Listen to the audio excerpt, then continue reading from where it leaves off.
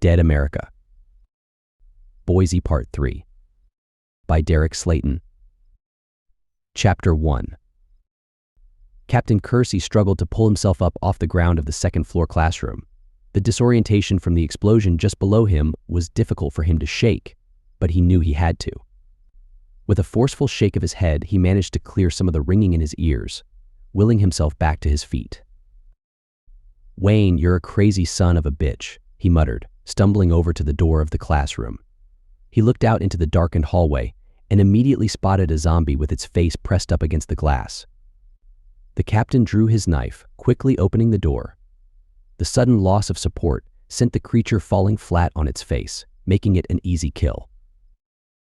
With one threat down, Kersey stepped out into the hallway, looking down to the far end, which was a couple of 100 yards away.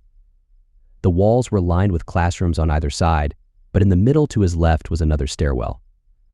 There were only a handful of ghouls standing between him and the stairs.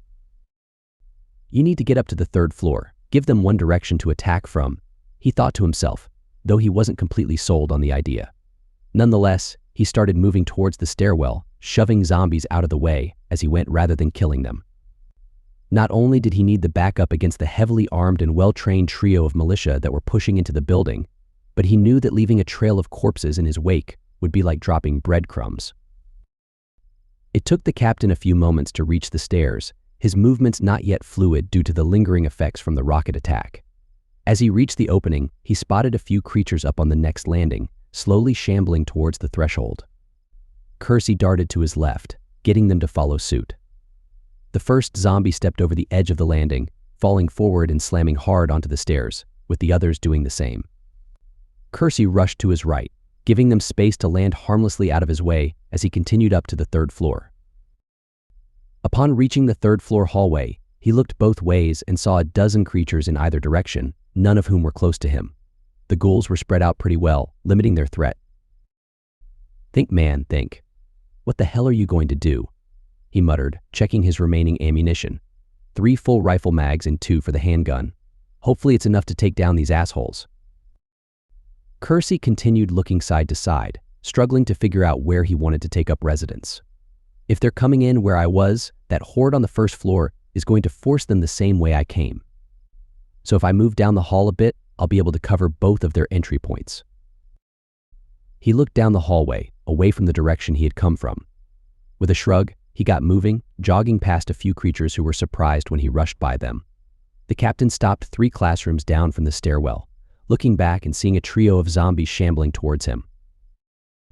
"If these things are pressed up against the door, it'll blow my cover," he muttered, letting out a defeated sigh as he drew his knife again.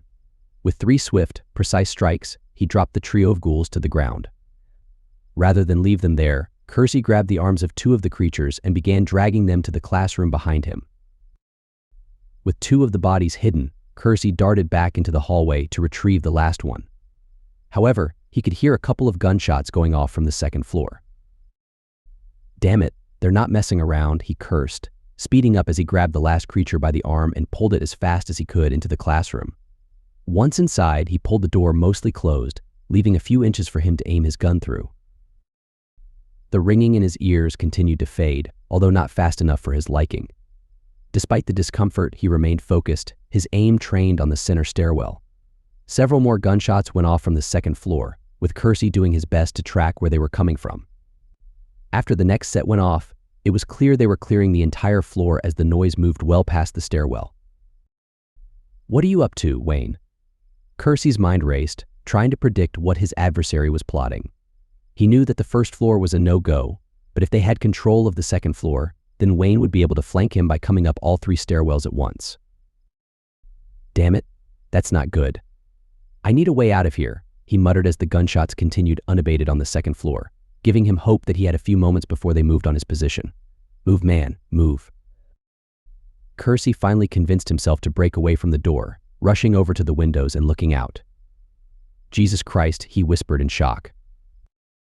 Stretched out across the field were dozens of zombies, all shambling out from the neighborhood. The explosion had been loud enough that every creature within a mile radius was undoubtedly coming their way. "It's only a matter of time before this place is surrounded," he thought grimly, running through several ideas in his head, shaking them off one by one as they popped up. You can fight your way out, which means you'll probably get shot in the back on the second floor. Or, you can make your stand here, which means they'll bleed you dry until you're out of ammo, he reasoned, grumbling obscenities under his breath, knowing that those options wouldn't work. In desperation, he opened the window and stuck his head out, looking side to side. In between the two classrooms was his salvation, a metal drainage pipe that went from the roof all the way to the ground. Kersey looked down, spotting a handful of zombies on the ground below him, with the others spread out along the front of the building. 4 of those things right at the landing spot. That's going to be a bitch to deal with.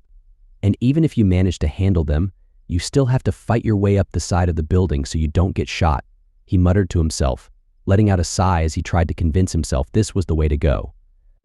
Before he could move down to the end window, however, he heard a couple of gunshots go off from the center stairwell. The close proximity of the shot snapped him back into fight mode. Kersey moved silently across the classroom, back towards the door and into firing position. The somewhat darkened stairwell illuminated briefly from muzzle flashes as a couple more gunshots went off. "Come on, show yourself already," he urged, but the disorientation from the blast made it difficult for Kersey to stay perfectly still in his firing position. He swayed just enough that the barrel of his rifle touched the door with enough force to move it open ever so slightly. The squeak from the old door hinge echoed throughout the hallway, and before Kersey could react, gunshots rang out from his right. The bullet slammed into the edge of the door and frame, forcing Kersey to dive back into the classroom. Damn it. He cursed as the bullet impacts caused the door to inch open even more, giving him a larger firing window. He raised his weapon and squeezed the trigger, sending several rounds towards the stairwell. In return, the militiamen coming up the stairs opened fire, sending more rounds into the classroom. Kersey continued to crawl backward, staying low to avoid being shot. He returned fire a few more times, hoping to give himself enough time to get to the windows. He crawled to the corner, firing off the last bullets from his magazine before frantically reloading as the gunmen from the stairs moved up across the hall. The militiamen sent a few more shots flying towards the captain, narrowly missing him. Kersey returned fire but stopped when he didn't have a shot. "Shit," he got across, Kersey muttered, pulling himself up to one knee, keeping his finger on the trigger while reaching up to the window. It took some wrangling, but he managed to get it open. Before he could escape through it, though, a familiar voice bellowed from the door. "I gotta hand it to you, Captain. You sure don't give up easy, do you?" Wayne's voice echoed in the room. Kersey didn't miss a beat. "Not really in my nature to, especially when I know it inconveniences some people who think it's okay to try and blow me up with a goddamned rocket." Wait, now wait just a second there, Captain. Now, I'd like to think I've gotten to know you a little bit over these last few weeks, and knowing what I know about you made me believe that you weren't in that classroom I blew up. Now, if you were in there, then you have my sincerest apologies for the ringing that is no doubt still in your ears. In fact, if it'll help, I can speak up a bit," Wayne responded, his voice filled with mocking concern. "You know what, Wayne? That would help a lot. Why don't you take a step in here so I can hear you better?" Kersey retorted, his tone dripping with sarcasm. Wayne let out a long laugh before continuing, "Oh, you are quite the kidder, Captain." "Trust me, I'm deadly serious," Kersey shot back. "I'm sure you are, Captain, I'm sure you are. But I'm going to have to take a rain check on that face to face.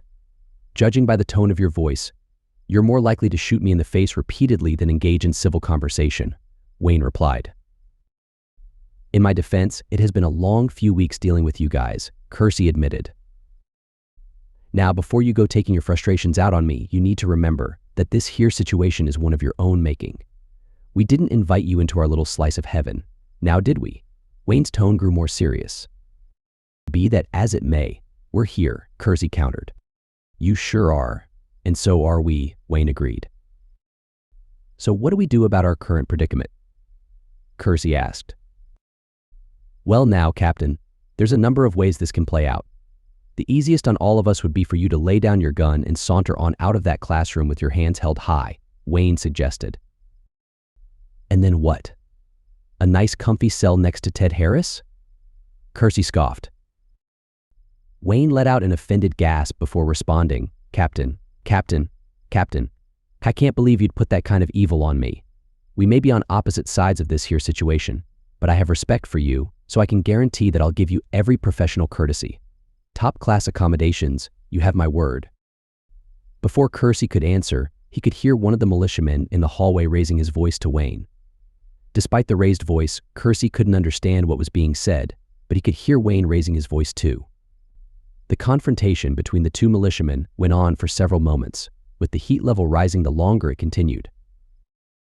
"Having a little trouble in paradise, Wayne?" Kersey taunted, growing concerned when Wayne didn't immediately respond. He kept his weapon trained on the door as a few more tense seconds ticked by. "Wayne?" Kersey called out. "My apologies, Captain, but it would seem that the two boys who were tagging along with me finally had their balls drop. They're making this decision, not me," Wayne finally replied. "What decision?" Kersey demanded. "This one," a militiaman's voice echoed in the classroom as a hand came around the corner of the door, releasing a hand grenade before vanishing back behind cover. Captain Kersey watched in horror as the explosive device bounced on the floor in his direction.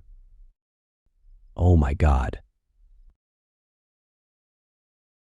Chapter 2. The explosion ripped through the third-floor classroom, blowing out the windows and sending debris in every direction.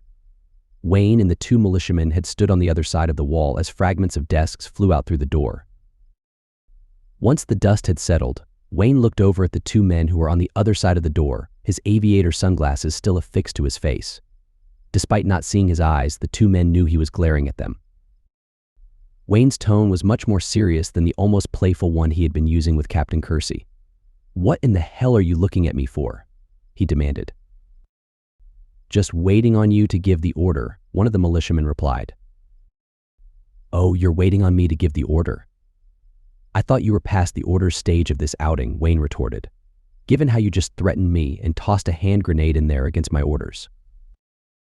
The two men exchanged uneasy glances before turning back to Wayne, who leaned against the wall, seemingly without a care in the world. "Well, go on now. Go make sure the grenade did its job," he instructed them. The two militiamen engaged in a silent debate, as if trying to determine who would take point.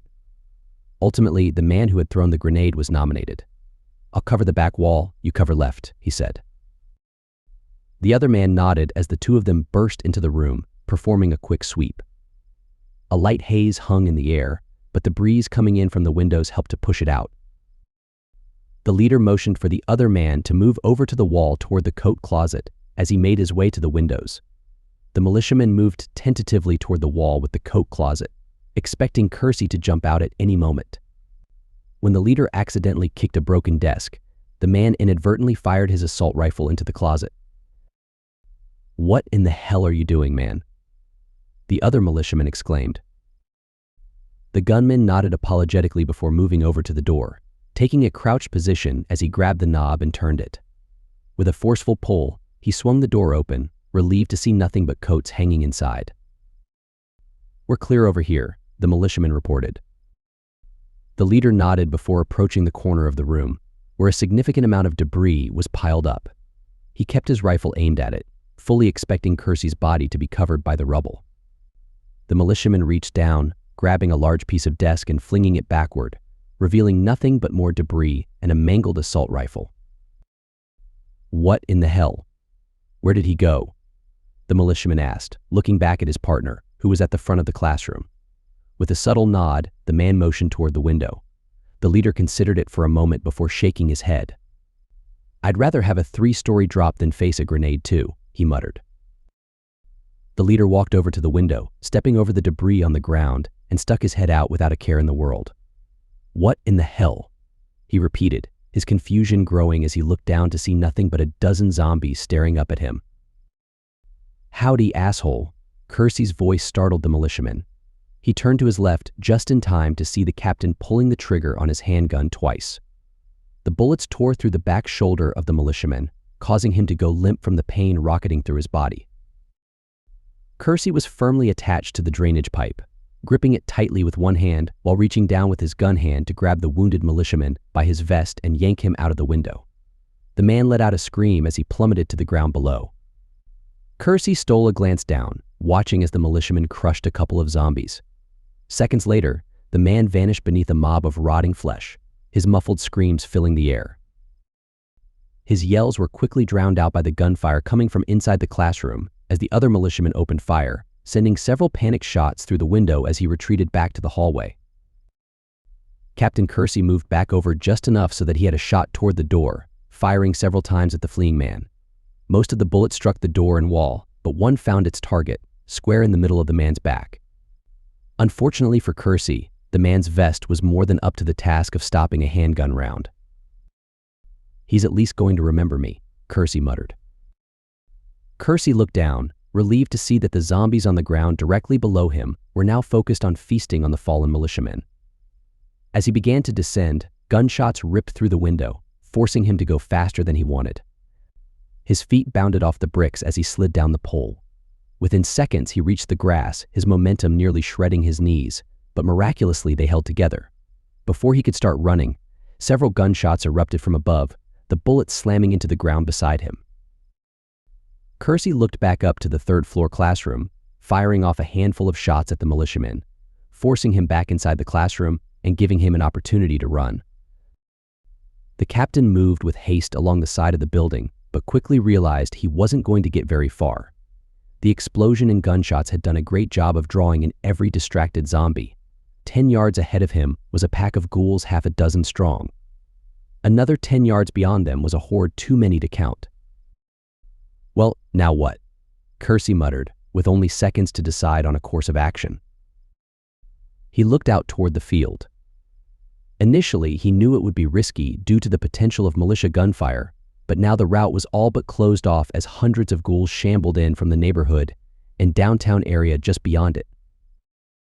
Kersey let out a frustrated grunt as he looked over to the window next to him, which led into a classroom filled with a handful of creatures. The open door allowed the residents of the hallway easy access. "Damn it, I don't have a choice," Kersey grumbled.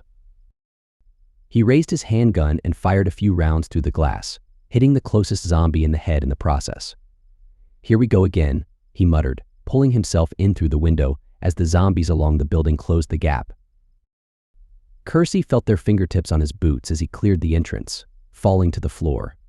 The captain jumped right back up, forced to fire a couple of shots inside the classroom to clear the path to the door. The noise drew the attention of a creature from the hallway, which shambled in through the door just as Kersey was racing toward it. With no other options, he lowered his shoulder, plowing into the ghoul and pushing it into the hallway, slamming it into several other creatures. Luckily for the captain, he managed to keep his footing, giving him a jump on the surprised nearby zombies. Kersey looked down the hallway in the direction he had come from, seeing 100 zombies spread out, all of whom were now keenly focused on him.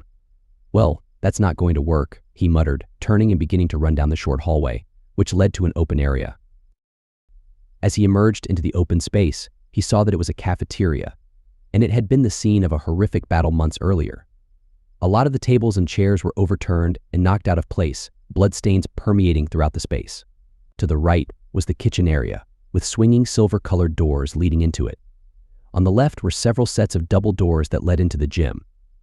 Straight ahead, however, was what drew the captain's attention, a wall of glass that led outside. While he couldn't get a good look at the doors themselves due to the zombies, he knew that's where he needed to go. "Now we're talking," Kersey said, a hint of relief in his voice. Standing between him and freedom were 30 creatures spread out pretty thinly in the large space, most of them tied up on the overturned furniture. Kersey wasted no time moving through the room, rushing toward the outer wall. As he made his way across the 100 yards of space, he heard gunshots coming from the rear, echoing down the hallway. But he didn't care, knowing that his exit was just ahead. At least he thought it was. As he got within 50 yards, the wall of glass came into focus, and his heart dropped. "You've got to be kidding me," Kersey groaned. The doors had metal security bars running through them, which meant that even if he broke the glass, he still wouldn't be able to get through. Adding to the problem was the fact that the double doors were chained shut, preventing them from being opened. Just to be sure, this wasn't an option. Kersey pushed on the release bar, only to find that they were locked. "Damn it," he cursed, turning his attention toward one of the large windows beside the doors, relieved to see that there weren't any metal bars running through them. Without thinking, he aimed his handgun and fired 3 rounds into it, spiderwebbing the glass, but not as much as he would have liked. Despite the potential setback, he didn't stop, immediately turning his attention toward a nearby zombie that had broken free from an overturned table. "I appreciate the assist," Kersey muttered, rushing over to the zombie. He smacked the creature's outstretched arms away and spun the ghoul around. He grabbed it by the back collar and belt, lifting it off the ground and throwing it toward the damaged window. Rather than crash through the glass like others had done, the ghoul smacked against it, sliding down to the ground in a heap. Kersey stared at the window, realizing that it was brand new safety glass. "I'm in a 100-year-old school, and I find the one window that was made last week," he muttered in disbelief. Before he could try again, the gunshots from behind him grew louder and more intense. Kersey turned to see Wayne and his lackey running up the hallway, popping zombies in the head as they advanced. The militiaman spotted Kersey and opened fire in his direction, forcing the captain to respond in kind. Bullets flew in both directions as Kersey made a run for the kitchen, lowering his shoulder and plowing through the open door. His momentum carried him through the door, slamming him into a counter and dazing him for a moment. He snapped back to reality once the bullets flew through the open counter at the front of the wall. Kersey jumped to his feet, firing the last 3 bullets in his magazine toward the 2 militiamen, forcing them behind cover just across from him. Wayne stayed close to the hallway, while the other militiamen ran toward the windows, both of them taking a knee behind tables, far out of reach of the trapped zombies. As he loaded his last magazine, Kersey let out a deep sigh. Nothing's ever easy. Chapter 3. Captain Kersey kept his head low as several shots from the militia whizzed through the serving line opening in the wall. Bullets pinged off the metal pots and pans inside the kitchen, creating a loud but harmless racket. Kersey squeezed off a few rounds of his own, forcing Wayne and his partner back behind cover. The exchange continued for several volleys until Kersey's ammunition ran dangerously low. 3 more rounds, damn it, this isn't good, Kersey muttered to himself. He scanned the kitchen, hoping to find something useful to fight with. His knife was always an option, but he wanted something with more reach. Despite the plethora of pots and pans, nothing seemed particularly useful. After a few moments of Kersey not returning fire, the gunshots in the cafeteria ceased. Soon after, Wayne called out, "Are you still with me in there, Captain?" "Yeah, sorry, Wayne. I got distracted by the lunch options," Kersey replied, a hint of sarcasm in his voice. "If you're whipping up something, can I place an order?" Wayne retorted. "If it doesn't involve stale bread and canned meat, I think you're going to be out of luck," Kersey shot back. "Beggars can't be choosers," Wayne quipped. As the back and forth continued, the other militiaman's anger reached a boiling point. "Are we here to kill this asshole or make friends?" the militiaman snapped. Wayne's playful demeanor vanished instantly, his controlled rage quickly rising to the surface. "You're here to do what I say and nothing else," Wayne growled. "You saw what happened to your friend when he didn't listen. Now, do you want to shut the fuck up? Or do you want to be zombie chow?" "Oh, to hell with you, Wayne. I'm going to handle this myself and make sure the boss hears about this," the militiaman declared defiantly. Wayne's voice softened, almost apologetic. "Once again, Captain, you have my apologies."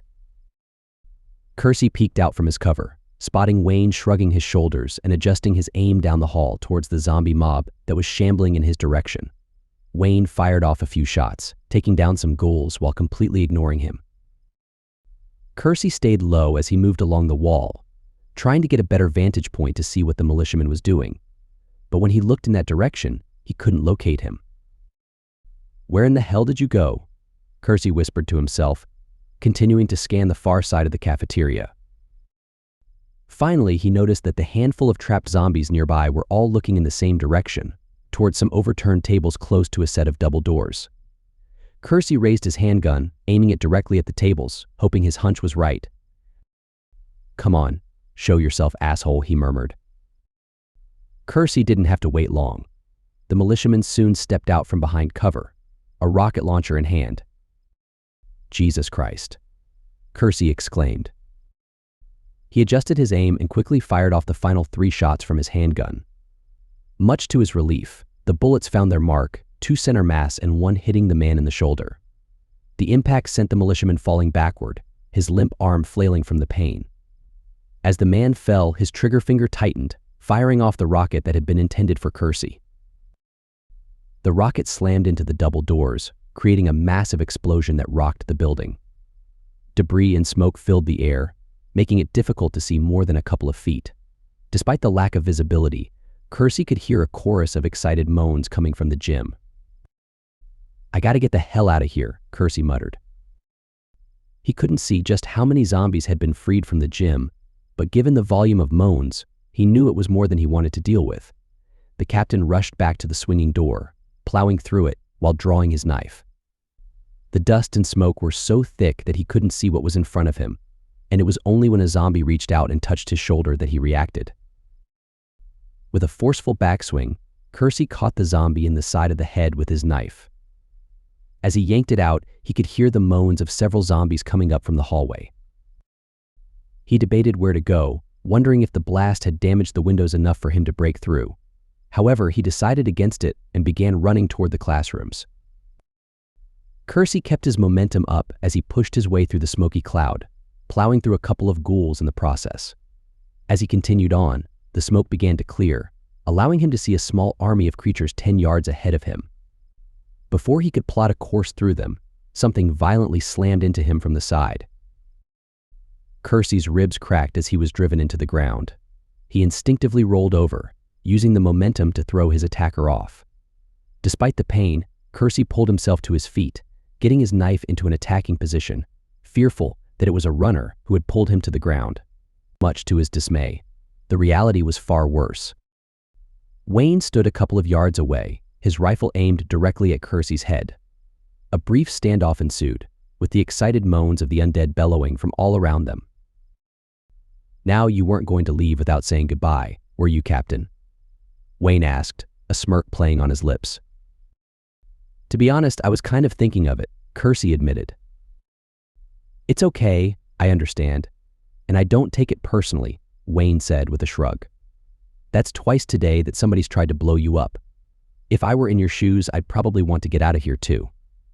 So no hard feelings." Kersey let out a chuckle, shaking his head. "Might I inquire as to what is tickling your funny bone at this particular moment?" Wayne asked. Kersey raised his hand and waved it around, highlighting the zombie mob that had them surrounded. "I just think it's funny that despite your best effort, we're going to have the same fate. Only I'm going to have the easy way out as soon as you pull that trigger," Kersey replied. Wayne listened intently to the moans that surrounded them, quickly realizing that Kersey was right. He thought about it for a moment before adjusting his aim and firing. The bullet flew right over Kersey's shoulder, slamming into the head of a zombie that was coming up behind the captain. The move surprised Kersey, who looked back to see the felled creature collapsing to the ground. As he turned his attention back to Wayne, he was met with a nonchalant shrug. "What? I have too much respect for you to let you go out with a bite. If anybody is going to kill you, it's going to be me," Wayne said with a grin. Kersey let out another chuckle as Wayne continued. "Now, what do you say we set our differences aside for a minute and find someplace safe to continue our conversation?" Wayne suggested. Before Kersey could respond, Wayne raised his rifle and fired 2 more shots past him, dropping zombies with each bullet. This prompted the captain to nod immediately. "I'm in." "Lead the way," Kersey agreed. Wayne nodded as he reached to his vest, grabbing a handgun magazine and tossing it over to Kersey. With a quick swap, the captain was armed once again. Wayne took point, squeezing off round after round into the heads of nearby zombies, creating a pathway through the growing mob of ghouls coming out from the hallway. "Stay on my ass," Wayne ordered. "I'm right behind you," Kersey replied. The unlikely duo picked up speed as Wayne continued to fire, shredding the skulls of zombie after zombie as they pressed through the front edge of the mob and into the hallway. As they reached the top of the hallway, the horde thinned ever so slightly, giving them the ability to pick up more speed. Wayne fired off the last bullets in his magazine, clearing the way for them to reach the pack. Reloading. Wayne called out. He stepped to the side, shoving a zombie to the ground before reloading, giving Kersey a chance to take the point.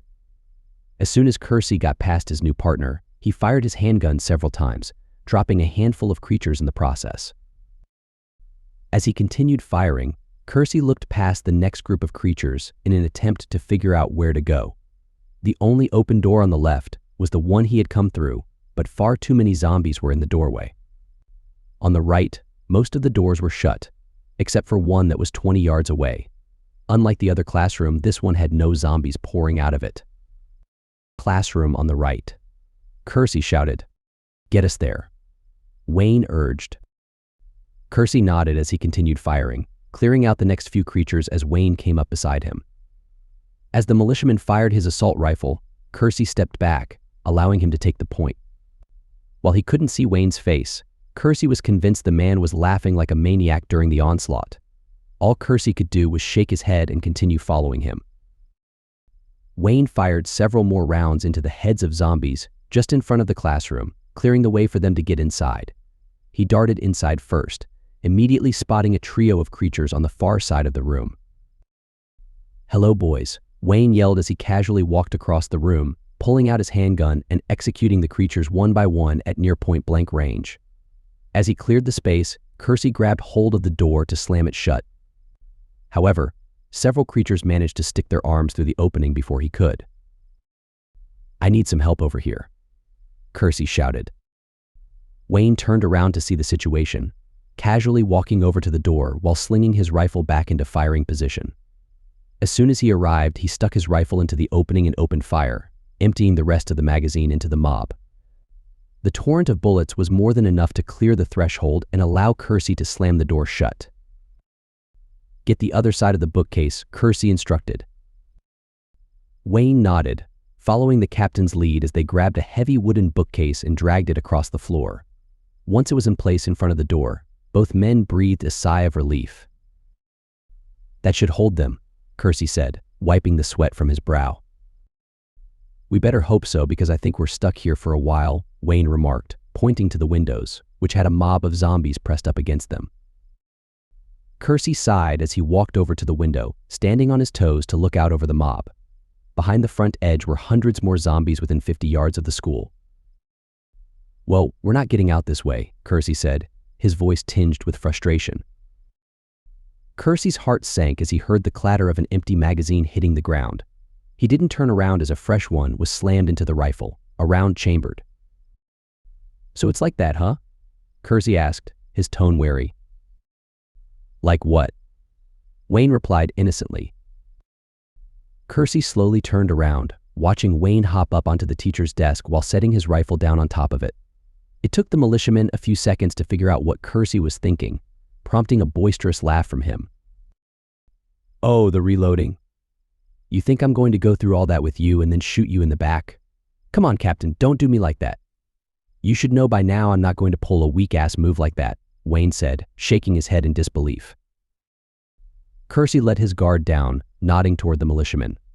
"My apologies, Wayne. It's been a strange day." "Yeah, no kidding," Wayne agreed. "So, what now?" Kersey asked, looking around the room. "I say we take 5, find ourselves some comfortable seats, and get settled in, because we have a lot to discuss." Chapter 4. Both Wayne and Kersey took their seats in the classroom, trying to get as comfortable as they could. As they got situated, the moaning and banging on the door and windows intensified, the zombies outside growing angrier as they realized they couldn't reach the prey within their sights. Wayne leaned back in the teacher's chair, planting his feet on the desk before taking off his aviator sunglasses and tucking them neatly into the top of his shirt. He moved at his own pace, with zero urgency, as if he was savoring the moment of relative quiet. After a solid minute of this, Kersey spoke up. "So, what's on your mind, Wayne?" Kersey asked. Wayne responded with a hint of amusement. "No small talk there, Captain. You and I just survived one hell of a run through those things. No decompressing, no relaxing, just bam, right to the point. You're ready to get this show on the road." "In my defense," Kersey replied, "I have nearly been blown up twice today. I'm just trying to get the important stuff out of the way before someone else tries to blow me up." Wayne let out a laugh, clearly enjoying the captain's quip. "See, there you go, Captain, lighten up a little bit. You don't have to worry about me shooting you, stabbing you, or exploding you. We're in the same boat right now, and as far as I'm concerned, we're officially at a pause." "Oh, really? For how long?" Kersey inquired. Wayne leaned forward slightly, a grin forming on his face. "What do you think? 24 hours from the time we get out of here." Kersey considered this, then countered, "I'm pretty sure I have a few years on you, so let's make it 48. Wayne let out another enthusiastic laugh, nodding his head in agreement. "All right there, Captain, you got yourself a deal. 48-hour ceasefire from when we get out of here." "I believe you, Wayne," Kersey said, with a tone of sincerity. "Good, you should. We are friends after all," Wayne replied, a bit more seriously now. However, Kersey remained skeptical. "I wonder if your people will see it the same way." "Oh, they will," Wayne assured him, "especially after sticking me with those two chuckle fucks. I told them I needed trained men, and what do I get? Newbies wanting their first taste of blood. Next thing you know, stuff's blowing up left and right." "To be fair, you did fire one of those rockets at me," Kersey pointed out. Wayne leaned back in his chair, feigning indignation. Hey now, wait a second. I didn't fire it at you, I fired it at the building." Kersey let out a chuckle at the gentle ribbing, prompting Wayne to do the same. Yeah, I guess I deserved that." "So can I ask you something?" Kersey ventured after a moment of silence. Wayne waved his hand nonchalantly. "Go for it, we got nothing but time here." He motioned towards the zombies outside the classroom as Kersey took a moment before speaking, wanting to ensure the words came out right. "You know my gun runners a couple weeks back, the ones carrying the ammunition?" "Yeah," Wayne responded, his tone now serious. "Did you have a hand in their deaths?" Kersey asked directly. Wayne put his feet down from the desk, leaning forward and staring straight at the captain. "Did I directly have a hand in their deaths?" "No, I did not." "But indirectly you did," Kersey pressed. Wayne shrugged slightly. "Honestly, it depends on how you look at it." "Enlighten me," Kersey urged. "Well," Wayne began, "I never laid eyes on any of them. There were a couple of spots on their journey where they could have branched off and gone in a different direction. If they had zigged instead of zagged, then there's a good chance I would have been directly responsible for hijacking the load."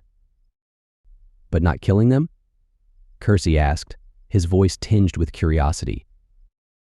Wayne's expression softened. "Captain, I don't know what you think about me, but I take no pleasure in killing people, and I try to avoid doing so at every opportunity. Now, don't get me wrong, I'll make a son of a bitch's life a living hell if they deserve it. Just ask good old Ted Harris how his life is going ever since you turned him over to me. But killing? I'll be quite happy if I never had to do it again."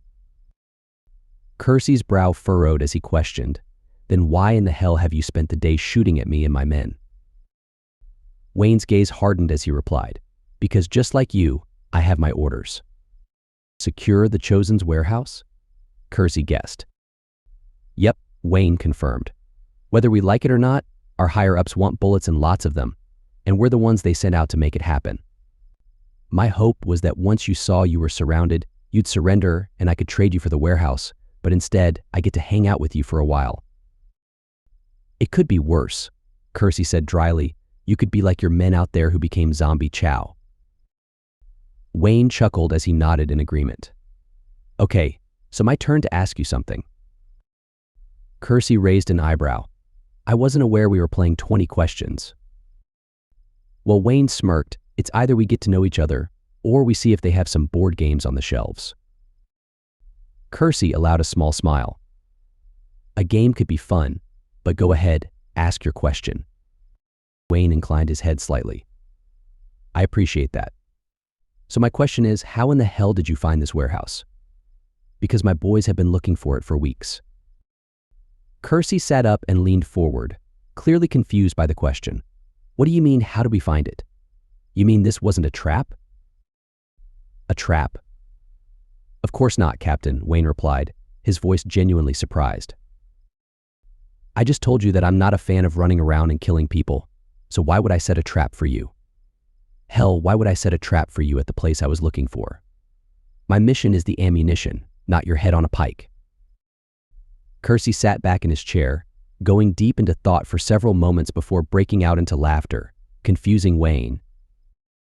So you were just tracking us the whole time then? Kersey asked between chuckles. That's what we do, Wayne confirmed with a grin. Kersey continued laughing for a moment before composing himself. So that info we found was real. Who would have thought? What info are you talking about? Wayne inquired, his curiosity piqued. One of my men found a dead chosen courier at one of the ammo factories, Kersey explained. The notebook he was carrying had a list of goods along with a map to the warehouse just to the north of us. Wayne frowned slightly. And the notebook said that ammo material was at the warehouse? Kersey shook his head. I don't know. I'm not sure who the note-taker was, but he couldn't write for shit. I think we were more hopeful than anything that they were stashing what they were finding here. Honestly, I'm surprised you didn't already know about this place since you were partnering with the Chosen.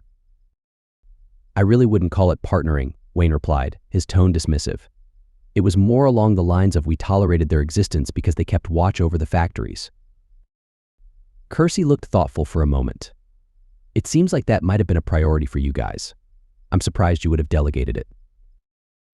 Well, Wayne said with a sigh, if we knew you guys were going to come a-knocking, I'm sure we would have made it more of a priority. But believe it or not, when the world crashes down around you, the first thought is more along the lines of how in the hell are we going to eat rather than securing a factory. Kersey considered this for a moment before nodding in agreement. Yeah, I can understand that. He looked over to Wayne, who was deep in thought, as if trying to recall something that had escaped his memory long ago. Are you all right there, Wayne? Kersey asked, a note of concern in his voice. Yeah, Wayne replied slowly. It's just something that one of Ted's underlings told me. That's starting to make more sense now. Wayne trailed off, going back into his contemplation. After several seconds, Kersey spoke up again. Don't hold out on me, Wayne. What did he say? It was a she, Wayne corrected, then quickly added, and before you say anything, just know that I treated her like a lady should be treated. I only mistreat those who deserve it. Fair enough, Kersey acknowledged. Wayne continued. She said that Ted was looking ahead for ways to secure the Chosen's long-term security, but that she didn't have all the details. She said that she had overheard Ted and some of the others talking about a secret warehouse filled with the things they would need, food, clothing, junk like that. There were some other people she mentioned, but she had never heard of them before and didn't know how they were involved. But it sounded like they were trading for the stuff, not getting it themselves. Food and clothing shouldn't be all that difficult to come by, especially if you have a trained army, Kersey mused. That's the thing, Wayne said. The Chosen wasn't anywhere close to being a trained army. They were a bunch of rich assholes who only cared about their own luxury. Wayne trailed off again as he went into thought. A few moments later, he began cursing under his breath. What is it? Kersey asked, his tone sharp with concern. How many factories did you hit? Wayne asked abruptly. I don't know, Kersey replied, counting mentally 6, maybe 7? And you found jack shit, right? Wayne pressed. Yeah, Kersey admitted. They had been cleared out entirely. Wayne again began muttering curses under his breath. Wayne, Kersey said firmly, I need you to talk to me. What is it? Wayne looked up. Well, remember how I said I don't like killing people? Yeah? Kersey responded, now fully attentive. Wayne's voice was cold as he declared, I'm going to straight up murder Ted Harris when I get back. Why? Kersey asked, genuinely surprised. Wayne leaned forward, his eyes narrowing. The son of a bitch double-crossed me. We provided him with some supplies and full autonomy here in Boise so long as he kept a watch on the factories. All the while, that sneaky bastard was trading away the raw material to someone else, stocking up for a rainy day. So wait, Kersey said slowly, there's no ammunition material at the warehouse? Wayne shook his head in disbelief. I don't think there is. So our boys are up there, presumably about to throw down with each other. All for what? Random stuff we can pick up at the supercenter? Kersey asked, incredulous. Maybe it's just me, Wayne replied with a sigh. But that seems like a horrible waste of men and material. No kidding, Kersey agreed. But how do we stop it? Wayne checked his watch, a plan forming in his mind. What time is it? Kersey looked down at his watch, shaking his head at the question. Right at 3 o'clock. Wayne nodded as he reached to his belt, pulling out a radio and turning it on with the volume all the way up. He motioned for Kersey to join him at the desk. Good, then my boys will be making contact any minute now. You can't contact them? Kersey asked, puzzled. Wayne shook his head. The signal jammer cuts both ways, but they kill it for a brief moment at the top of the hour for an update. Kersey walked over to the desk, both of them standing over the radio in silence. Several tense moments passed before the radio crackled to life. In the background, gunshots could be heard popping off. Wayne, do you copy? Wayne. A voice crackled through the radio. Yeah, I'm here, Wayne responded, his tone firm. What in the hell is going on? It's a damn war up here. Those soldier boys are everywhere. The militiaman's voice was frantic. Wayne took a deep breath before issuing a direct order.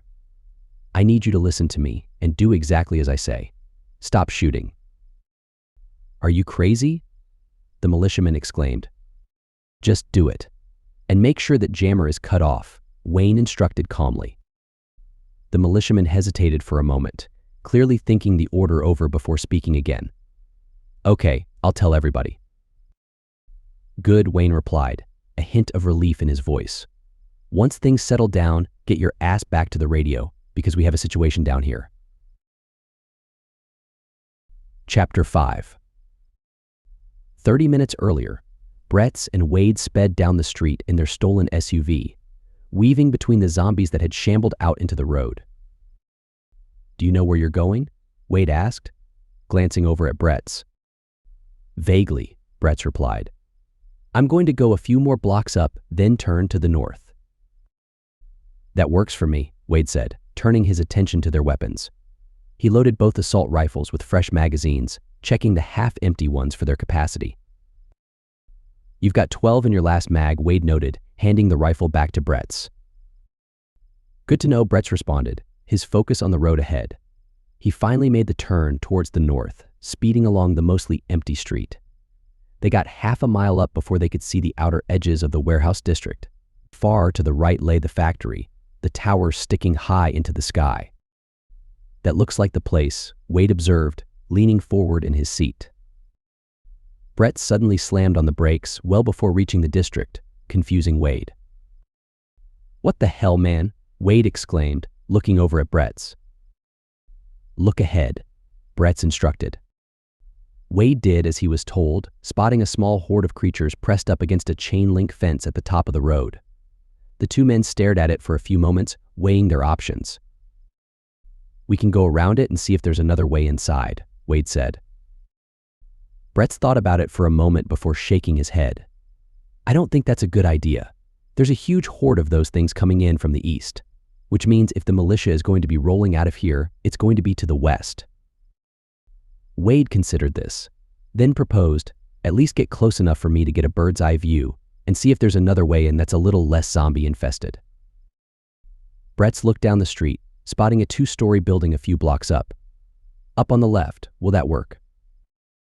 That'll work, Wade confirmed. Bretts nodded and hit the gas, staying at a low speed so they wouldn't attract the attention of the zombies with the engine noise. A few moments later, Bretts pulled up to the side of the building, parking just below a fire escape ladder. Wade opened the sunroof, planting his feet on the seat and propelling himself through the opening. He glanced down at Bretts, who gave him a disappointed look. What's that look for? Wade asked, smirking. Really? You're going to put your dirty boots on the seat? Bretts replied, shaking his head. Are you kidding? After what they've done to us today, they're lucky I'm not taking a piss in the back seat, Wade shot back. Bretz let out a chuckle and motioned for Wade to continue. With a quick climb, Wade found himself on the roof of the building. He took a knee and pulled out his sniper rifle to get a lay of the land. A quarter-mile up, straight ahead of them, was the mass of ghouls pressed against the fence. He scanned up and down the street that ran alongside the fence, seeing that dozens of ghouls stretched on for blocks. Well, something must have gotten their attention, Wade muttered. Before he could continue looking, a gunshot went off in the distance, startling him. He went into soldier mode, scanning the distance with his rifle to try and get a read on where the noise came from. When a second shot went off, he was able to hone in on it. "There you boys are," Wade whispered to himself. He didn't have a clean look at them, as the warehouses were taller than his vantage point. However, he spotted a lone man on a distant warehouse roof, scanning the area, though not looking in his direction. Wade quickly climbed down the ladder and hopped into the SUV, speaking in an excited manner. "I found them. They're about halfway down the complex." "How many?" Bretz asked, glancing over as he started the engine. "The hell if I know. I couldn't see the streets, just the rooftops. They had someone on top keeping watch," Wade explained. "Okay, so we approached them from the west," then Bretz said, thinking it over. Wade nodded. "We might as well push through them here, because there are hundreds of those things lining the fence. No matter where we push through, we're going to be dealing with them. That's going to make a hell of a noise if we try and rip through the fence." "Are they far enough away not to hear it?" Bretz asked, concern lacing his voice. Wade thought about it for a moment, then shook his head. "Yeah, that's a good point. But what if we went over?" "No barbed wire?" Bretz asked, his interest piqued. "Not that I saw," Wade confirmed. "That could work." "I like it," Bretz decided. "So what's the play once we're in there?" Wade asked. "We work our way up towards them. You go high, I go low, and we put the hurt on them," Bretz replied. "What about Copeland and the others?" Wade questioned. "We just have to hope that they're still alive and kicking, and that they come give us a hand when they hear us kick the hornet's nest, because I can guarantee we're going to be outmanned," Bretz said, grimly. "What else is new?" Wade muttered, a smirk tugging at his lips.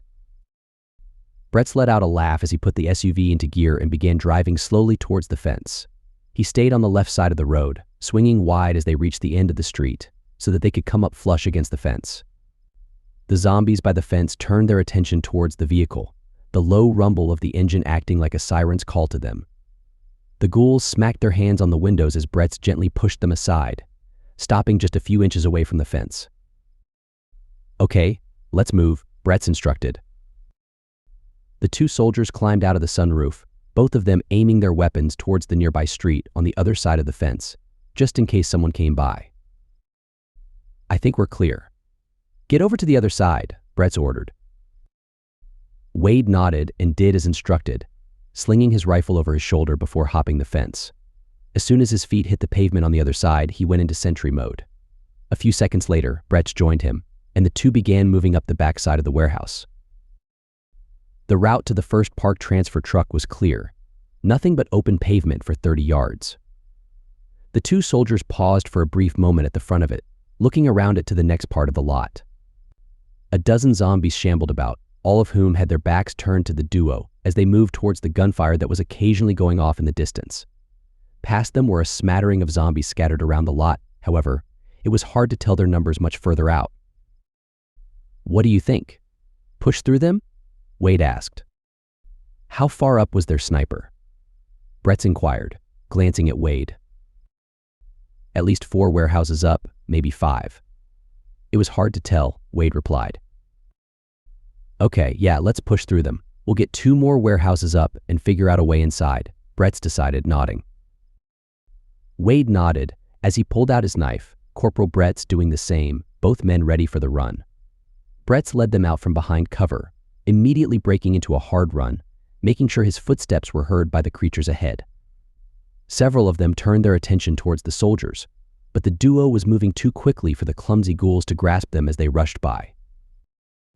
The first dozen zombies were easy to blow by, but as they reached the driveway separating the 2 warehouses, They were forced to stop when they heard a large truck engine rumbling.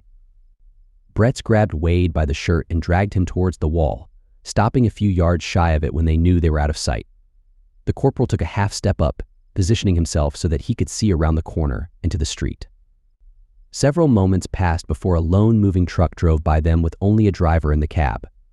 They waited for several moments before moving, wanting to make sure that nobody else was coming. "Come on, let's get moving," Brett urged.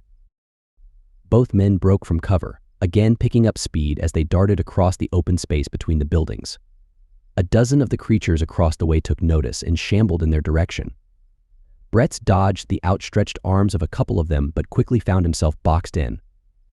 Rather than go for a kill strike, he put his head down and extended his arms out, grasping the zombie shirt and driving it backward until it was back behind the building.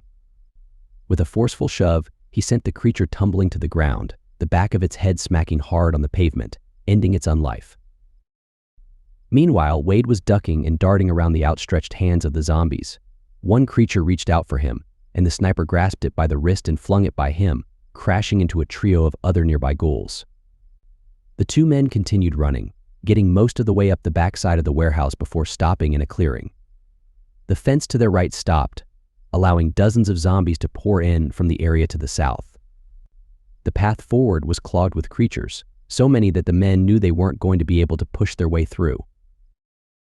"Now what?" Wade asked, his breath coming in heavy pants.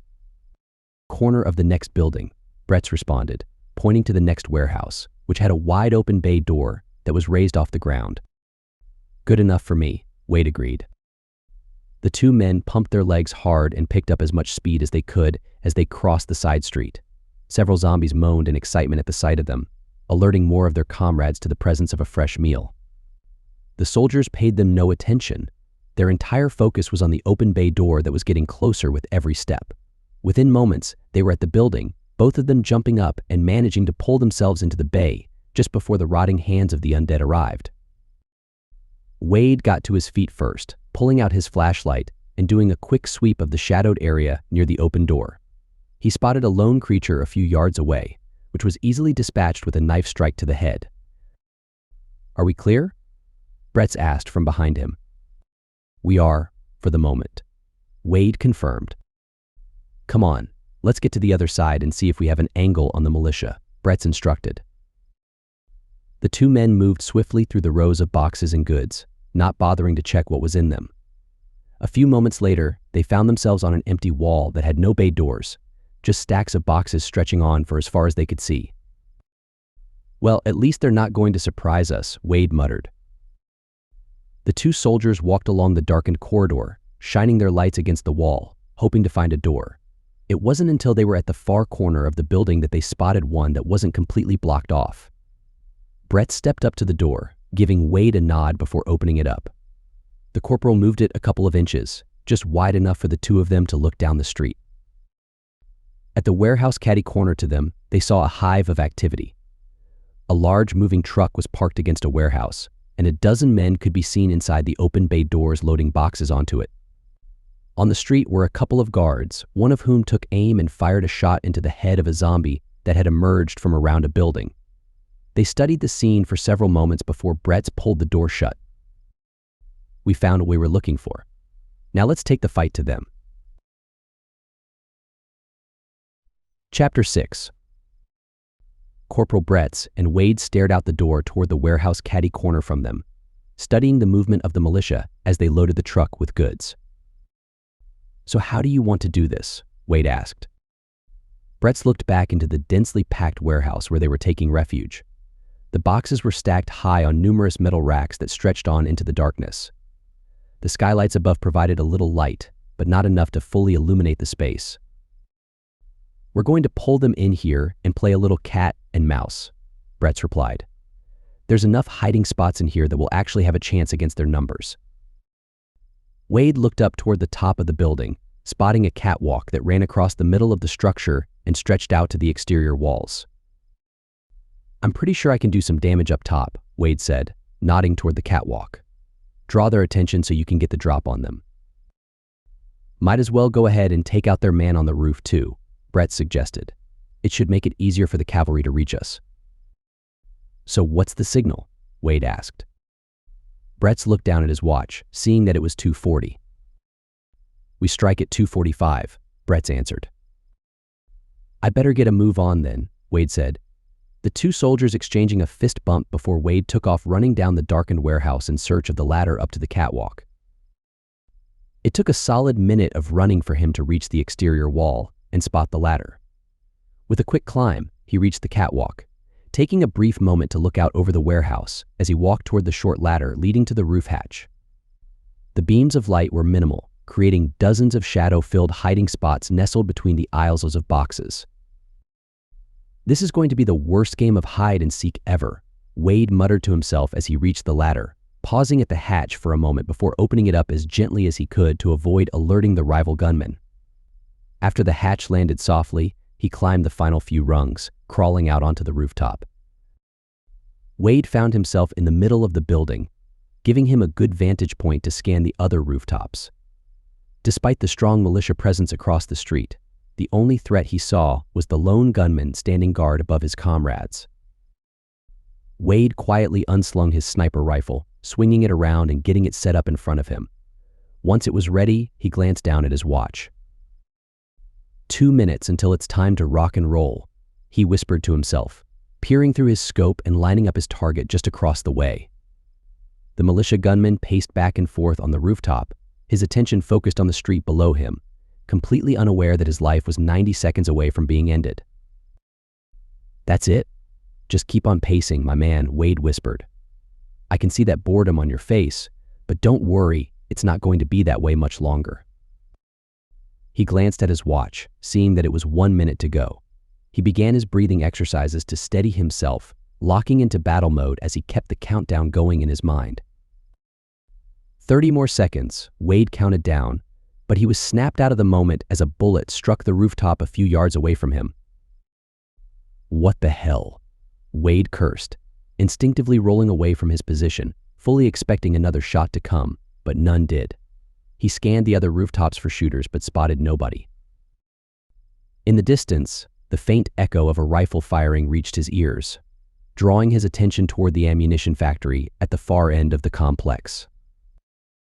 Kowalski, Wade realized, aiming his rifle toward the factory and dialing in the distance on his scope to get a closer look. While he adjusted, he spotted a flashlight clicking on and off on one of the towers. Wade aimed his rifle in that direction, seeing a smiling and waving Kowalski. "Son of a bitch, they're safe," Wade muttered, continuing to look through the scope at Kowalski, who put a finger to his lips as if to say, "Stay quiet." Shortly after doing that, Kowalski pointed toward the main road. Wade looked over his shoulder toward the road, spotting the 1,000-strong horde of ghouls that had been shambling toward the warehouse complex. The gunfight to the south had drawn a lot of their attention, and most of them were moving in that direction. "Well, at least something good came out of that firefight," Wade muttered, glancing down at his watch, the second hand ticking down. "Oh shit, Bretz," Wade realized, staying low as he popped up from his prone position, leaving his rifle on the rooftop as he scrambled toward the open hatch. Just as he reached it, however, gunfire erupted from below as Bretz opened fire on the militia. "Damn it," Wade cursed, turning around just in time to see the gunman on the other rooftop taking aim and opening fire toward Bretz. Wade scrambled back to his rifle, raising up just enough for the rival militiaman to notice him and adjust his aim toward him. Wade could see that the man had him dead to rights, so he did the only thing he could do, dive to the rooftop. Several shots popped off from across the way, but none of them found their target. Wade crawled as quickly as he could over to his abandoned rifle, reaching it just in time to hear the faint echo of a distant gunshot. He looked through the scope to find that the militiaman was slumped over onto his knees, not moving. "Damn, Kowalski. That was a hell of a shot," Wade muttered, snapping back into the moment as the gunfire below intensified. It was hard to tell how many militiamen were shooting at Bretz, but it was more than he wanted to count. Wade scrambled to his feet, grasping his sniper rifle tightly as he moved toward the edge of the rooftop. It took several moments for him to get a view of the street below, and the half-dozen militiamen moving quickly across it in an attack formation. Wade got one of them in his sights, but before he could pull the trigger, bullets slammed into the edge of the rooftop. His instincts took over, diving backward to avoid being shot. "I'm so sick of these assholes," Wade grumbled, letting out a grunt as he got back up to his feet, swapping his sniper rifle for his assault rifle and moving quickly to the edge again. This time, as he began to get the battlefield into view, he aimed his weapon toward the open bay doors across the way. Wade spotted 2 militiamen who were aiming toward him and immediately began pulling the trigger. His aim wasn't the greatest, but the bullets were on target. One of the gunmen took a round in the leg, dropping him to the ground in immense pain, while his partner dove for cover. "That's what you get," Wade shouted, firing a few more rounds toward the open bay door, but missing as the wounded man's partner grabbed his vest and pulled him to safety. Wade stayed in a firing position for several seconds, making sure they weren't going to try to retaliate for his strike. His attention was broken when he heard a torrent of gunfire coming from inside the warehouse below. "Oh God, Bretts," Wade whispered, sprinting back toward the hatch opening as the gunfire inside the warehouse intensified. He slid toward it once close enough, dropping through the opening and grasping onto the ladder for a quick descent. The gunfire echoed throughout the building, but it wasn't difficult for Wade to get a full view of the battle below from the catwalk. 6 muzzle flashes lit up the leftmost shadowed areas of the warehouse.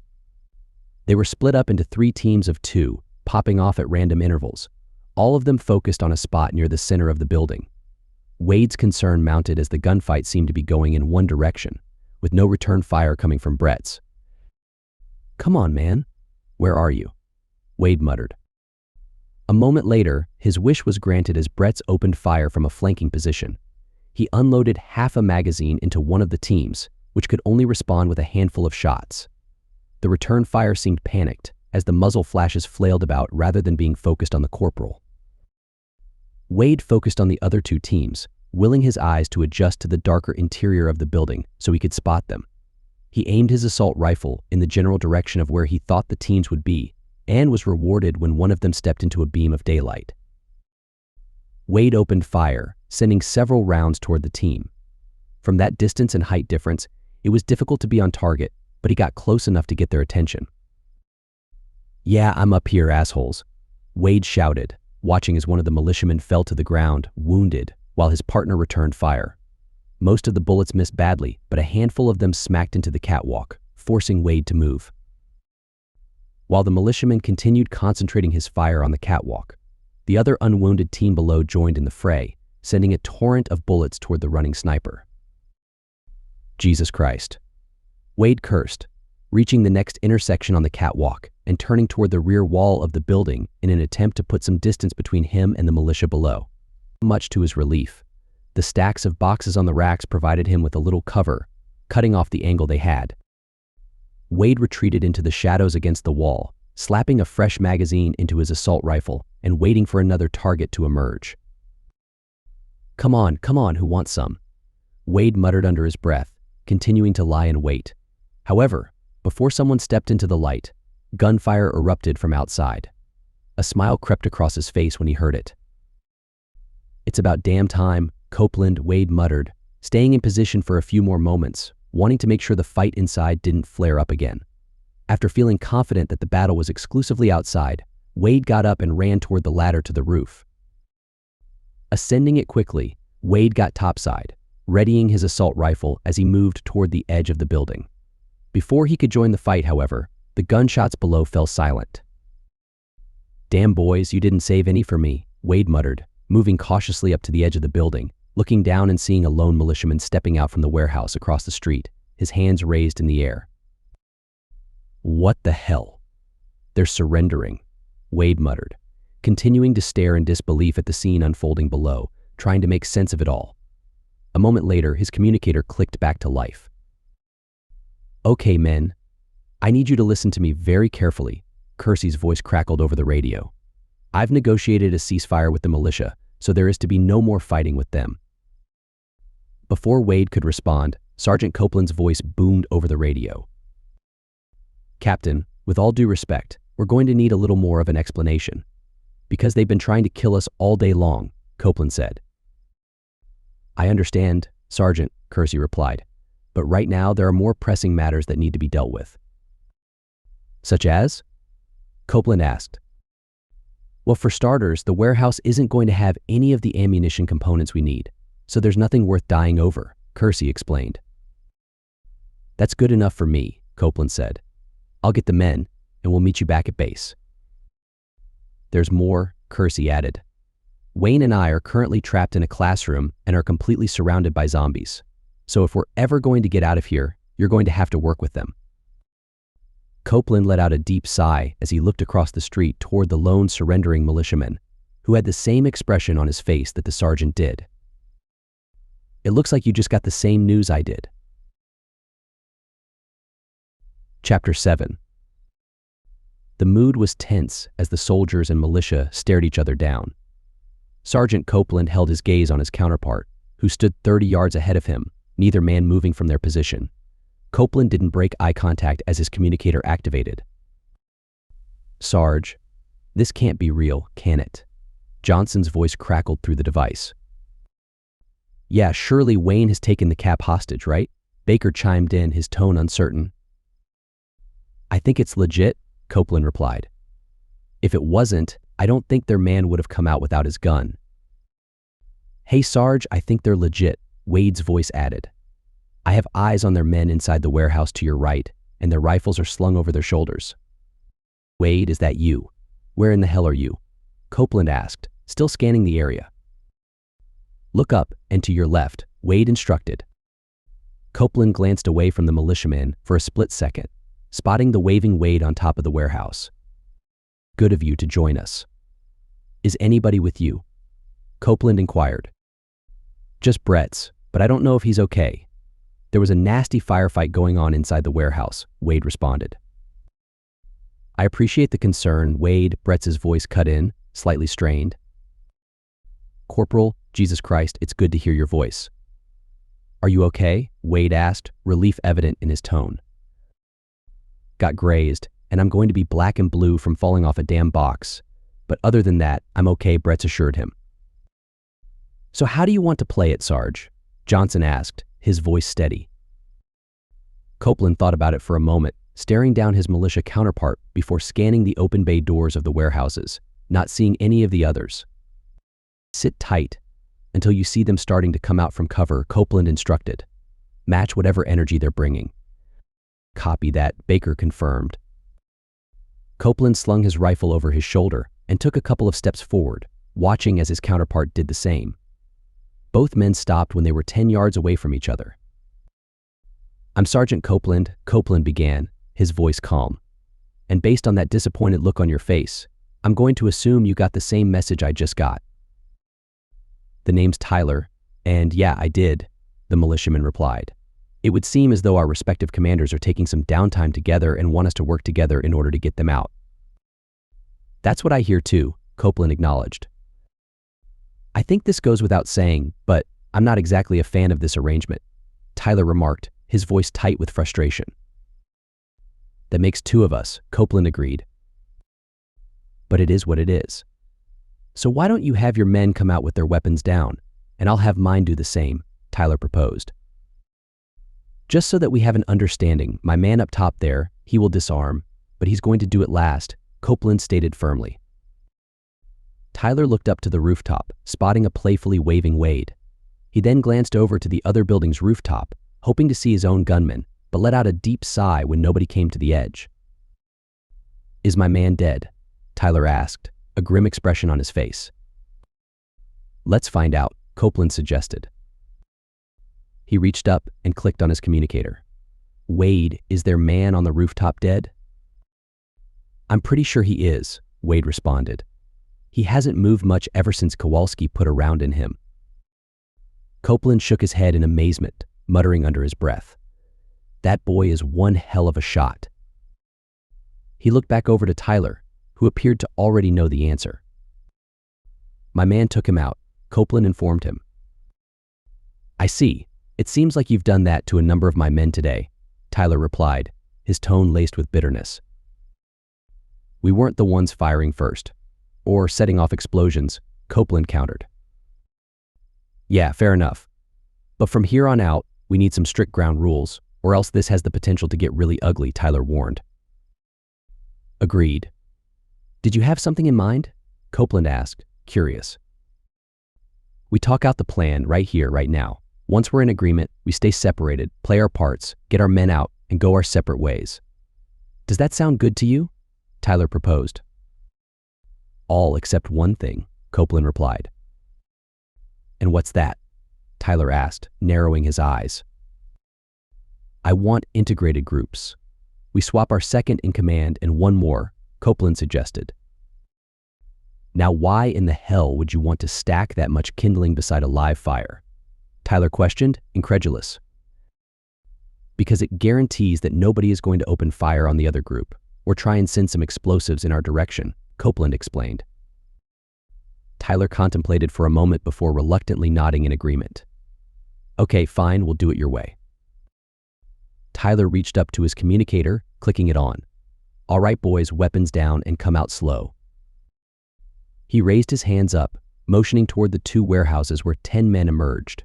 One from each side was wounded, having trouble moving. Once Copeland saw that, he waved over to them. They can sit down, they don't have to hobble out here, Copeland called out. Tyler nodded to his injured men, both of them immediately taking a seat on the pavement, wincing in pain. Okay, Sergeant, I've shown you mine. Now show me yours, Tyler said.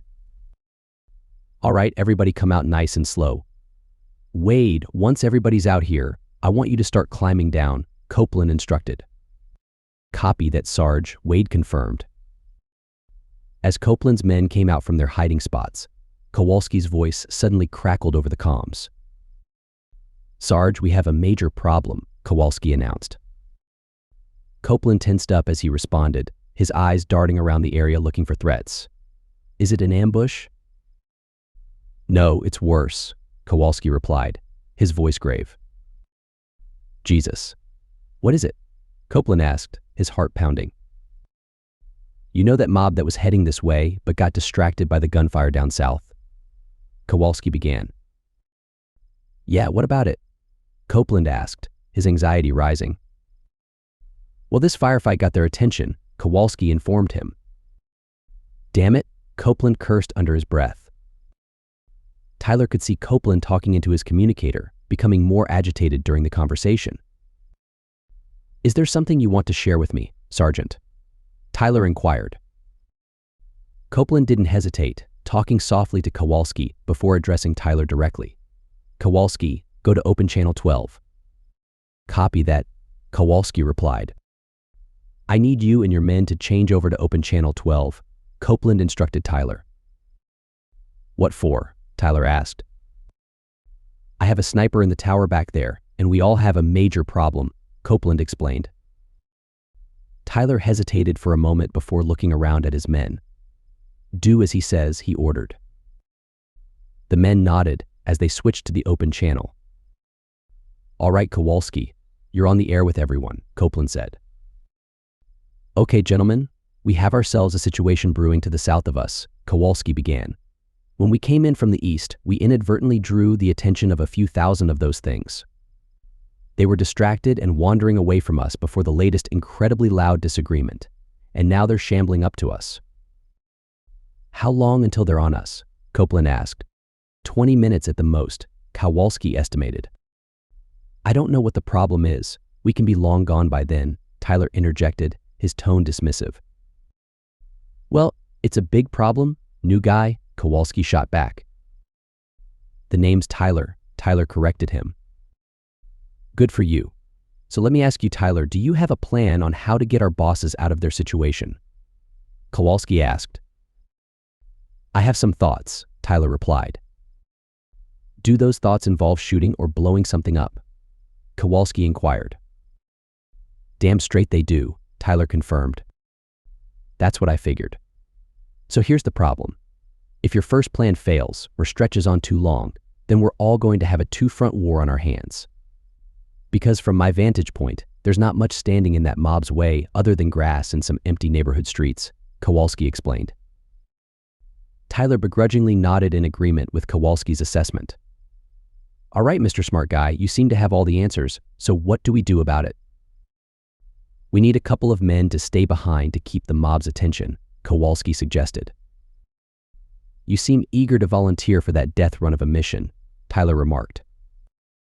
After falling off the roof and top of the truck, I'm going to be lucky if I can make it down the stairs, Kowalski admitted. I'll do it, Bretz offered. Who the hell is this? Tyler asked. A moment later, Bretz came walking out of the open bay door, moving a little slower than normal, but standing tall. I'm Corporal Bretz, second in command here, Bretz introduced himself. And I suppose you want one of my men? Tyler asked, his tone suspicious. I could definitely use the help, Bretz replied. I don't really care who it is, but if they know how to blow stuff up, that could be a big help. Tyler looked over to a shorter man standing to his right, giving him a nod. Alex stepped up, turning his attention to Bretz. The name's Alex, and I'll be happy to blow some shit up with you, Alex said with a grin. Bretz nodded as he walked over to his new partner. Tyler, I'm going to need access to the explosives, Alex called out. Take what you need, just make sure you leave enough for us. Because I get the sense we're going to need some firepower, Tyler replied. Alex looked over to Bretz, motioning for him to follow. The corporal looked back to Copeland, who gave him a confident nod. We'll be on comms, so once we get the captain and Wayne out, we'll set up a rendezvous, Copeland assured him. I look forward to it, Sarge, Bretz responded. With that out of the way, it would probably be best if we got to move on. Because I don't think this is a traffic jam we really want to get into, Tyler suggested. Before Copeland could respond, Wade came bounding out of the warehouse. The only viable way out is to the west, and there's a good number of those things over there, Wade reported. Don't worry about it. We can punch through them, Tyler replied confidently. Tyler motioned up to the moving van. I'm assuming you have your own transportation? Johnson, go collect our ride, Copeland ordered. Tyler didn't speak further, instead pointing to a couple of men and motioning for them to run off to collect their vehicles. Once they were gone, the two uneasy allies stepped closer together, speaking in low tones so only they could hear. Sergeant, I'm not going to mince words. I want blood for the lives of my men you took today. They were my friends, my brothers, and they're gone because of you, Tyler said, his voice low and full of menace. I understand that sentiment, Tyler, and once this little partnership of ours is over, you are more than welcome to come find me in Boise, Copeland replied evenly. Oh, I intend to, Tyler promised. But don't worry, I'm a man of my word, and you have mine that you're not going to die today, at least not by my hands or those of my men. Likewise, Tyler. And I just have to say, I hope that you're not one of those pansies who's going to take a shot at me from a distance. I hope you have the balls to walk right up to my front door and challenge me like a man, Copeland stated, his eyes cold. Oh, is that an invitation? Tyler asked. You better believe it. I have plenty of men who are bored out of their minds, so they would gladly build us an octagon if they knew they could watch me choke the life out of you, Copeland replied, his voice deadly calm. You're on, Sergeant. You're on, Tyler agreed, his eyes burning with intensity. Copeland continued staring Tyler down as both sides' vehicles pulled up, parking right beside the duo. We have a staging point a half mile to the west. Follow me up there, and we'll get our teams together and figure out what we're doing, Tyler instructed. Let's do it then, Copeland agreed. Copeland and Tyler finally broke from their stare down, the sergeant climbing into the SUV driven by Johnson, who noticed a stern look on his face. Everything okay, Sarge? Johnson asked. Yeah, Johnson, everything's peachy. Let's get moving, because the sooner we save the cap, the sooner I can kill that man with my bare hands. Chapter 8. Alex and Brett stood at the back end of an SUV that they had parked at the western end of the warehouse complex. To the south of them, a chain-link fence held back several dozen excited ghouls, pressed up against it, though none had figured out how to navigate around it to reach the entrance. Alex glanced at the mass of ghouls and smirked. That looks like fun, he said. Bretz nodded. My partner and I came through that. Parked a couple of buildings up and hopped the fence. That's smart, unlike those things, Alex replied. Brett shook his head. I'm fairly confident that their stupidity is the only reason any of us have lasted as long as we have. Ain't that the truth? Alex said with a chuckle. If I had $1 for every one of those things I've lured over a cliff, then I'd. He trailed off, realizing what he was saying. After a moment, he laughed and continued, well then I'd have enough dollar bills to throw on the fire and keep me warm all winter long. Brett smirked.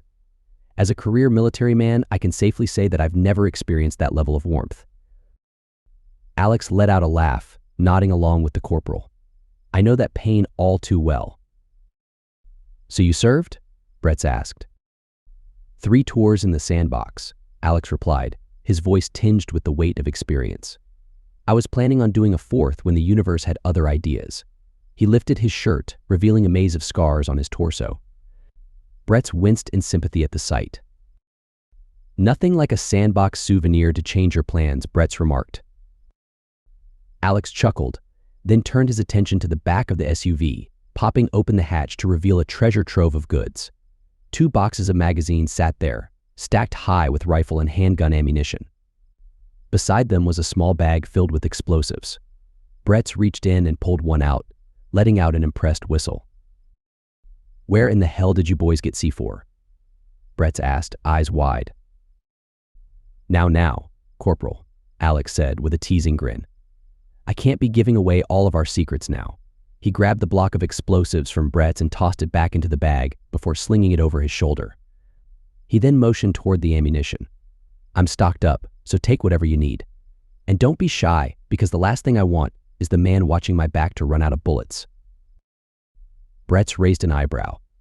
You seem very trusting of someone that was trying to kill you 20 minutes ago.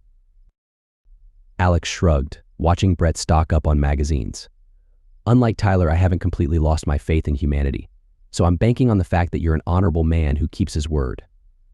And as a backup, I'm banking on you wanting to live to see tomorrow, which is a lot more likely to happen if I'm alive to cover you. Brett looked Alex in the eye, nodding before extending his hand for a shake. You have my word, Alex. Alex completed the handshake, meeting the corporal's gaze with gratitude and trust. It's good to hear it, Brett. You have my word as well. Now, come on, we got a lot to do and not a lot of time to do it. Alex reached up and closed the back of the SUV before motioning for the corporal to follow. As they started moving, Brett glanced at Alex. So you have some ideas of what we're going to do?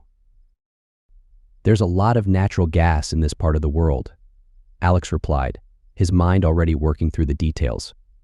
I say we rig a couple of these things to explode and get ourselves to the neighborhood to lay low until the others do what they need to do. How are we setting the explosives off? Brett asked.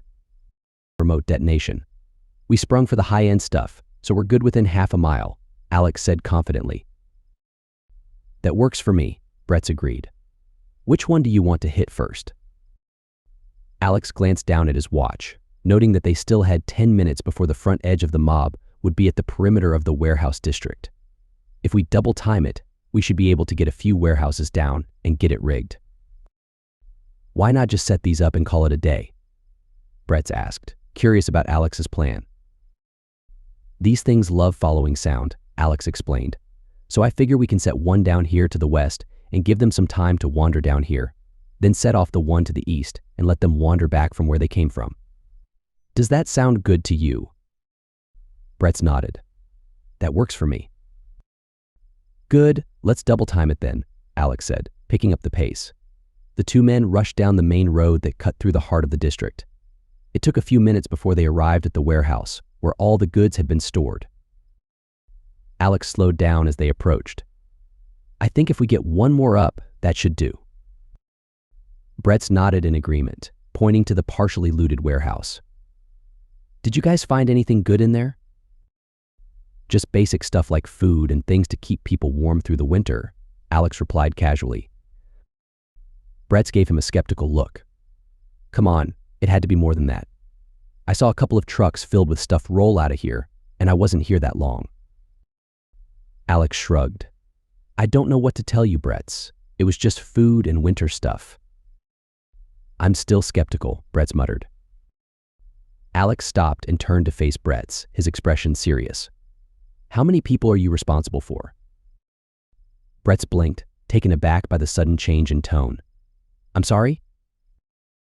It's a simple question, Brett, Alex said. How many people are you responsible for? How many people do you have to keep alive? Brett hesitated for a moment, thinking it over before answering. There's a few dozen of us, give or take. Alex let out a chuckle, shaking his head as they continued walking toward the office portion of the next warehouse. A few dozen. That seems quaint. Trust me, nothing's quaint when you're trying to ride out the apocalypse in a factory, Brett replied. Believe me when I say I would trade spots with you in a heartbeat, Alex said.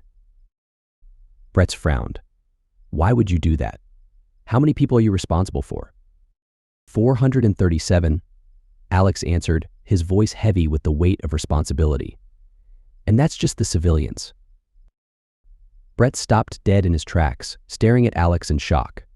Alex continued walking up to the glass door, not noticing Brett's reaction. The corporal didn't snap out of his stupor until Alex fired a single shot into the lock on the door. 437? That's a hell of a burden, Alex, Brett said. It's not a burden at all, Brett, Alex replied. It's a responsibility. And quite frankly, it's one I embrace. Somebody has to provide for these people, and I'm happy to do it. Brett nodded, still processing what Alex had told him, as he walked toward the office door. Alex pushed it open with a nod. After you, sir, Alex said, motioning for Brett to enter. Much appreciated, Brett replied, his tone respectful. Both men swung their rifles over their shoulders, drawing their handguns and flashlights. They fell silent, slipping into combat mode. Brett took point, dishing out hand signals to Alex, who followed his lead. The two men moved swiftly through the small office area, clearing it of threats before getting their bearings. It looks like the door to the warehouse is around the corner, Brett whispered, his eyes scanning the area. Brett led the way, pausing at the door before silently confirming that Alex was in position. With a deep breath, the corporal opened the door quietly, immediately spotting a shambling creature on the other side and pushing it shut gently. One right in front. I'll take him and cover left, Brett said, his voice low. I'll take the right. We move on your signal, Alex replied, his voice equally quiet. Brett nodded, swapping his handgun for a knife. He got into position before opening the door again. The corporal darted out the moment he had the space, rushing up to the unsuspecting zombie and jamming the blade into the side of its head. Alex exited the office area, shining his flashlight down the darkened aisle and spotting 3 more creatures about 10 yards away. Brett did the same on the other side, seeing nothing but a short distance to the wall. He turned back toward Alex, who had his light and weapon trained on the ghouls. What do you think? Stealth or light them up? Alex asked. It's a big place. We might as well send up a flare and see what we're dealing with, Brett replied. Alex nodded, slipping into kill mode. He rattled off 3 rounds before Brett could even get his gun out of the holster. All 3 shots were dead on the money, exploding the backs of the zombies' heads and ending their threat. Well, damn, Alex. That's some fine shooting there, Brett said, impressed. That's what happens when you grow up in the country, Alex said with a grin. My father didn't want me wasting my life in front of a screen, so he'd hand me a box of bullets and empty bottles and send me on my way. That's parenting done right, Brett agreed. I'd like to think so, Alex said, his tone warm. The 2 men paused their conversation long enough to listen into the darkness. The only response they got back was silence. At least we know there's not a mob of those things in here, Brett said. A single straggler can be just as dangerous, so let's stay frosty, Alex warned. Damn straight, Brett agreed. Come on, let's find where we need to go and get this done. Both men picked up the pace, moving swiftly but cautiously through the darkened warehouse. It took a couple of minutes before they found the maintenance room. Cover me. This shouldn't take too long, Alex said as he set to work. Brett nodded and stood guard a few yards away from the maintenance room while Alex did his thing. It only took a moment before the militiamen emerged. We're good to go. Let's get moving, Alex said. That was fast, Brett remarked. It's not all that difficult when you have C4, Alex explained. Just need a valve turn here and some proper placement there, and you have yourself a recipe for a giant bomb. You'll have to teach me that one at the next stop, Brett said. Alex nodded as they continued rushing down the aisles, heading back the way they came. Eventually, they reached the office area, where Brett's took point, nonchalantly throwing open the door. He barely got a full step over the threshold before a creature moaned and reached out for him. Jesus Christ, Brett exclaimed, feeling the decaying hands of the ghoul on his vest. A loud gunshot echoed from a couple of feet behind him, and as the zombie fell to the ground, Brett was yanked back by Alex, who continued firing into the office, which was now occupied by a dozen zombies. After unloading half a handgun magazine into the creatures, Alex reached over and pulled the door shut before turning his attention to the corporal, who was scrambling back to his feet. "Are you good, man?" Alex asked. "Yeah, I am," Brett replied, shaking off the shock. "Sorry about the close shot." "I know that ringing in your ears sucks," Alex said, offering an apologetic smile. "It's a lot better than having a chunk taken out of you," Brett replied. Alex chuckled as he smacked Brett on the arm, motioning for him to follow. The duo quickly made their way over to the nearest bay door. "Pull that chain," Alex ordered. Brett did as instructed, pulling on the chain to the side of the door as fast as he could. The door only got a couple of feet off the ground, but it was more than enough for Brett and Alex to see what they were up against. The two men stood a few yards away from the edge of the bay door, looking down at a wall of zombies that were pressed up against it. The entrance was chest high, so the ghouls were only able to get their arms inside the building, but with their numbers, it was clear that this wasn't an escape option. "It looks like Kowalski was a little off on his time estimation," Brett muttered. Alex let out a sigh before turning to his partner, asking the only question that mattered at the moment. "So now what?" "The end,"